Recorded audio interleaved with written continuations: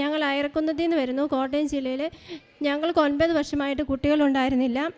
ഞാനിവിടെ 2018 നവംബർ മാസത്തിലാണ് ആദ്യമായിട്ട് വരുന്നത്. അന്ന് എനിക്ക് ഉടമ്പടി എടുക്കാൻ സാധിച്ചിരുന്നില്ല. അന്ന് ഞാനിവിടെ പ്രെയർ ചൊല്ലിയിരുന്നപ്പോൾ ഞാൻ വെറുതെ മാതാവിനോട് പറഞ്ഞിട്ട് പോയി, അടുത്ത പ്രാവശ്യം വരുമ്പം എൻ്റെ വയറ്റിലൊരു കുഞ്ഞുണ്ടാവണമെന്ന്.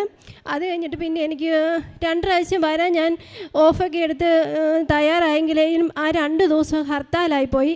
അന്ന് എനിക്ക് വരാൻ സാധിച്ചിരുന്നില്ല. പിന്നെ എനിക്ക് നവംബർ 11 ഇവിടെ വരാൻ സാധിച്ചത്. അന്ന് ഞാൻ ഉടമ്പടി എടുത്തു. ഞാൻ 2018 ഇവിടെ വന്ന അന്ന് മുതൽ യൂട്യൂബിൽ പ്രെയറുകൾ കൂടുകയെല്ലാം ചെയ്തിരുന്നു. അത് കഴിഞ്ഞ് നവംബർ 18 വന്നു കഴിഞ്ഞ് അടുത്ത പ്രാവശ്യം 2019 മാർച്ച് 11 ഇവിടെ വന്നത്. അന്ന് ഞാൻ ഉടമ്പടി എടുക്കുകയും ചെയ്തു. അത് കഴിഞ്ഞ് ഞാൻ വീട്ടിൽ പോയി 2 ആഴ്ച കഴിഞ്ഞപ്പോൾ ഞാൻ പ്രഗ്നൻ്റായി. അത് കഴിഞ്ഞ് ഞാൻ ഫസ്റ്റ് പ്രഗ്നൻസിയിൽ എനിക്ക് കുറച്ച് കോംപ്ലിക്കേഷൻസ് ഒക്കെ ഉണ്ടായിരുന്നു. അന്നേരം ഞാൻ ഉടമ്പടി തൈലം ഉപയോഗിക്കുകയും നിരന്തരമായി പ്രാർത്ഥിക്കുകയും ബൈബിൾ വായിക്കുകയൊക്കെ ചെയ്തിരുന്നു.